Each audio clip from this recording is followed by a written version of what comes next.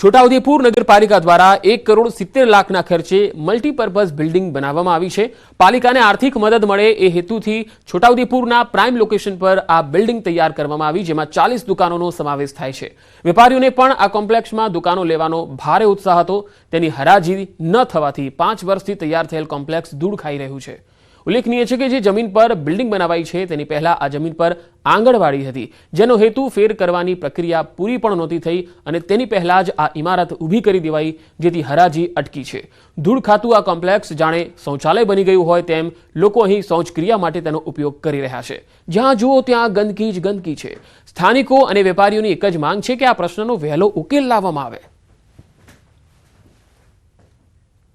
છોટાઉદેપુર में धंधाक्रिय जग्या जोवा जाए तो सौथी सारी अने अनुकूल जग्या है धंधा माटे अने एमने एम वेड़फाई रही है, जेना माटे अधिकारीओ पण बेदरकारी दाखवी रह्या छे अने एनो कोई उकेल लावता नथी। 7-8 વર્ષથી પડી રહ્યું છે અને નથી હરાજી થતી કે કંઈ નથી અને બિલકુલ બેકાર મૂતરડી બનાવી દીધી છે। આટલા રૂપિયા ખર્ચો કર્યા પછી બી 5 વર્ષ પહેલા 2 કરોડના ખર્ચે મલ્ટીપર્પઝ બનાવવામાં આવેલું તે આજે બિલકુલ હવાળ પરિસ્થિતિમાં પડી રહ્યું છે। એનો કોઈ ઉપયોગ નથી અને લોકો ત્યાં ગંદકી કરે છે। જનતાના પૈસાનો આવો ખરાબ રીતથી વેડફાટ થયેલો છે। બસ કમ શોપિંગ સેન્ટર જે પેટ્રોલ પંપ ચોકડી ઉપર બનાવવામાં આવેલું છે તેની ફાઇલ હાલમાં નિયામક શ્રી શહેરી વિકાસ ખાતે ચાલેલ છે। હરાજીની ફાઇલ એ ત્યારબાદ ત્યાંની મંજૂરી મળ્યેથી અમારા દ્વારા હરાજી કરવામાં આવશે અને તેની બોલી લાગશે અને એની હરાજી કરી ચૂકવણું કરું। 1,70,00,000ના ખર્ચે બિલ્ડિંગ બનેલું છે। છોટાઉદેપુરના આવેલ જે નગરપાલિકા દ્વારા બિલ્ડિંગ બનાવવામાં આવી હતી, આપણે તસવીર બતાવવા માંગીશું। પેટ્રોલ પંપ 4 રસ્તા જે નગરની મધ્યમાં આવેલું છે ત્યાં આગળ જે આલિશાન અદ્યત સુવિધાવાળી બિલ્ડિંગ જે ઊભી કરવામાં આવી છે, પરંતુ હાલ શોભાના ગાંઠિયા સમાન છે। તેનું કારણ તો જાણી નથી શકાયું, પરંતુ કહેવામાં આવે છે કે આ જે 40 જેટલી દુકાનો પાડવામાં આવી છે, આ વિસ્તારના લોકોને રોજગારી મળે અને નગરપાલિકાની આવક થાય તે હેતુથી આ બિલ્ડિંગ બનાવવામાં આવ્યું હતું, પરંતુ આજે કેટલાક સમયથી આની હરાજી થઈ નથી અને આ વિસ્તારના લોકોને આનો લાભ મળ્યો નથી। જ્યારે તંત્રની બેદરકારીને લઈને હાલ આ બિલ્ડિંગની અંદર અવારનવાર નુકસાનો થતા હોય છે અને હાલ આ વિસ્તારના લોકો ફક્ત એક જ માંગ કરે છે કે જો આ બિલ્ડિંગને હરાજી કરવામાં આવે તો આ વિસ્તારના લોકોને સારી રોજગારી મળી શકે તેમ છે। સેજબ ખત્રી, ન્યૂઝ 18 ગુજરાતી, છોટાઉદેપુર। આગળ વધુ સમાચારો પર નજર કરીશું। હાલ રોકાઈશું એક બ્રેક માટે।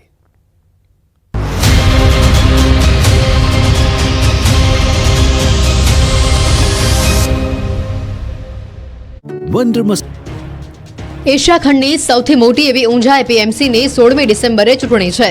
ચૂંટણીને લઈને ઉમેદવારી પત્રો ભરવાની શરૂઆત થઈ છે અને જ્યારે લઈને સવારે 11 કલાકે ઉમેદવારી ફોર્મ લેવા માટે વેપારીઓ અને ખેડૂતો એપીએમસી ખાતે ઉમટી પડતા લાંબી કતારો લાગી હતી। ઊંઝા એપીએમસીની બહાર ચૂંટણી માહોલને લઈને મેળા જેવો માહોલ સર્જાયો હતો। ઊંઝા એપીએમસીના પૂર્વ ચેરમેન દિનેશ પટેલે ફોર્મ ભર્યું। ખરીદ વેચાણ વિભાગમાં દિનેશ પટેલે મોટી સંખ્યામાં સમર્થકો સાથે ફોર્મ ભર્યું। ઊંઝાના ધારાસભ્ય કિરીટ પટેલ અને એપીએમસીના પૂર્વ વાઇસ ચેરમેન અરવિંદ પટેલે ખેડૂત વિભાગમાંથી ફોર્મ ભર્યું, તો નારાયણ કાકાના પુત્ર ગૌરાંગ પટેલ અને સુપ્રીત ફોર્મ લઈ ગયા। સાથે જ પૂર્વ સેક્રેટરી વિષ્ણુ પટેલ પણ ઉમેદવારી ફોર્મ ભર્યું છે। ઊંઝા એપીએમસીની ચૂંટણીને લઈને ખેડૂત વિભાગની 10 અને વેપારી વિભાગની 4 અને ખરીદ વેચાણ મંડળી માટે 1 બેઠક માટે ફોર્મ ભરાયું છે। આવતીકાલે ઉમેદવારી ફોર્મની ચકાસણી કરવામાં આવશે, તેમજ 9 ડિસેમ્બર 2024 ફોર્મ પરત ખેંચવાની છેલ્લી તારીખ છે। તો 16 ડિસેમ્બર 2024 ચૂંટણી અને 17 ડિસેમ્બર 2024ના મતગણતરી થશે, જેમાં ખેડૂત વિભાગમાંથી 261, વેપારી 805 અને સહકારી ખરીદ વેચાણ મંડળીમાંથી 40 મળીને કુલ 1106 મતદારો મતદાન કરશે। બીઝર ગ્રુપના સર્વે સર્વા ભૂપેન્દ્ર ઝાલા અને તેના પંટેરિયા ભોળા લોકોના પૈસે વૈભવી લાઇફસ્ટાઇલ જીવી રહ્યા છે। બેફામ થયેલા ઠગબાજો રોકાણકારોના પૈસે લહેર કરી રહ્યા છે, જેનો વધુ એક વિડીયો સામે આવ્યો છે। હજારો લોકોને બાટલીમાં ઉતારી બીઝર ગ્રુપને લાખો કરોડો રૂપિયાનો ફાયદો કરાવનાર એજન્ટોને ભૂપેન્દ્ર ઝાલા વિદેશ ટૂરમાં લઈ જતો હતો। દ્રશ્યોમાં જોવા મળે છે કે મહાઠગ કંપની બીઝર ગ્રુપના એજન્ટ મયુર દરજી સહિતના એજન્ટો બાલીમાં મોજ મસ્તી કરી રહ્યા છે। બાલીમાં ફરીને મોજ આવી ગયા બાદ ભૂપેન્દ્ર ઝાલાને ભક્તિ કરતા હતા। વિદેશ પ્રવાસ કરાવવા બદલ આભાર માનતા એજન્ટો જોવા મળ્યા। બીજી તરફ કૌભાંડી ભૂપેન્દ્ર ઝાલા અને એમએલએ ધવલ ઝાલાની જુગલબંધીના એક બાદ એક વિડીયો જોવા મળી રહ્યા છે। આ વખતે એમએલએ ધવલ ઝાલા અને આરોપી મયુર દરજીનો વિડીયો સામે આવ્યો। મયુર દરજી અને ધારાસભ્ય એક સાથે દેખાયા। બંને એક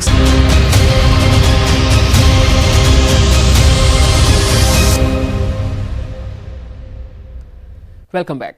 લોકો શિયાળાની ઋતુની હજુ રાહ જોતા હોય છે અને એની પાછળનું કારણ છે લીલાછમ શાકભાજી. કારણ કે શિયાળામાં લોકો મોટા પાયે લીલા શાકભાજી આરોગતા હોય છે. વળી શિયાળામાં શાકભાજી સસ્તા પણ મળે છે. પણ આ વખતે શિયાળો બેસતા જ માર્કેટમાં લીલાછમ શાકભાજી જોવા મળી રહ્યા છે. પરંતુ આ લીલાછમ શાકભાજીના ભાવ લાલચોળ થઈ ગયા છે. ચાલુ વર્ષે ઉનાળો અને ચોમાસામાં શાકભાજીના ભાવ ઊંચા હતા, તેમ હવે શિયાળામાં પણ ભાવ ઊંચા જઈ રહ્યા છે. રોજબરોજ ઉપયોગમાં લેવાતું લસણ કે ડુંગળી કે પછી બટાકાના આ તમામના ભાવ એટલા વધી ગયા છે કે ગૃહિણીઓનું બજેટ ખોરવાઈ રહ્યું છે.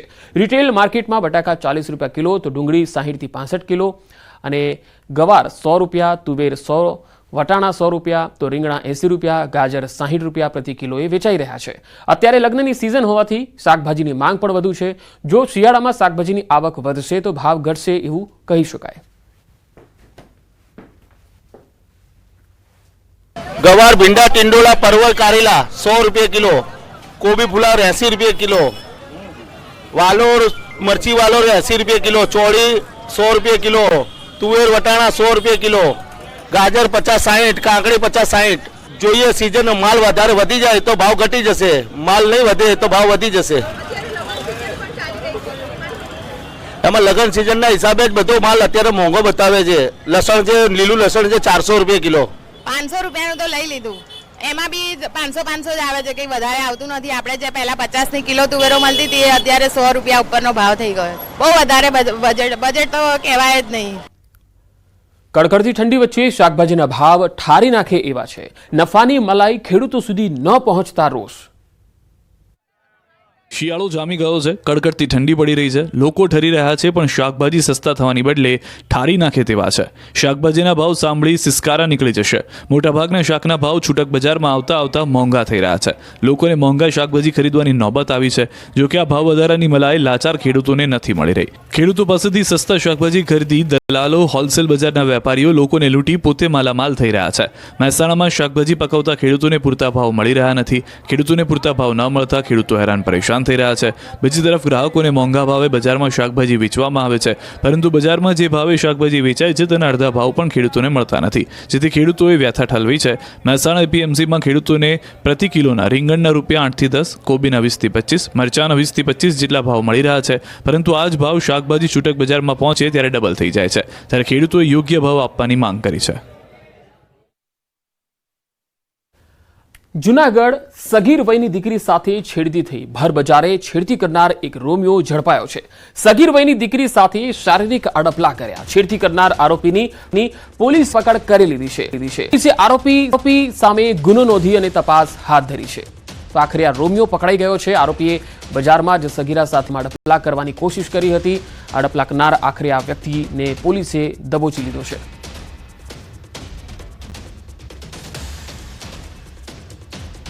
સ્ટેશન ખાતે સગીર વયની દીકરીનો ગુનો દાખલ થયેલો છે, જેમાં ભોગ બનનારના પિતાએ આ કામનો આરોપી ભાવિનાથ ડાકી રહે અજાબ અગડા વિરુદ્ધ ફરિયાદ આપતા કેશોદ પોલીસ સ્ટેશન ગુનો દાખલ કરી આગળની તપાસ હાથ ધરી અને આરોપીને ધરપકડ કરી કાયદેસરની કાર્યવાહી હાથ ધરેલ છે.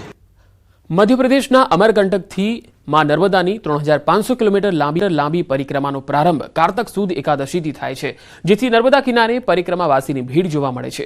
આ પરિક્રમા અમરકંટકથી ગુજરાતના ખાતને પાર કરી પુનઃ અમરકંટક જઈ ઓમકારેશ્વર મહાદેવ નર્મદા જળ ચઢાવી 3 થી 4 મહિના સુધી ચાલનારી મોટી નર્મદા પરિક્રમા છે. મધ્યપ્રદેશમાં આશ્રમ ધરાવતા દાદા ગુરુ મહારાજ તેમના ભક્તો સાથે માં નર્મદાની પરિક્રમા કરવા નીકળ્યા છે, જેમણે ગુજરાતમાં ગરુડેશ્વર તાલુકાના જરવાણી ગામે રાત્રિ રોકાણ કર્યું અને સવારે ત્યાંથી આગળ પરિક્રમા માર્ગ પર પગપાળા ચાલતા નીકળ્યા. દાદા ગુરુ મહારાજ એક અનોખા સાધુ છે, જેમણે નર્મદા નદીના જળ પર જીવન જીવવાનું નક્કી કર્યું છે. તેઓ છેલ્લા કેટલાક વર્ષોથી માત્ર નર્મદાનું જળ પીને જીવી રહ્યા છે. नर्मदा मैया का परिक्रमा जहाँ ये दुनिया का एक ऐसा पथ है जहाँ चलना साधना कहलाती है.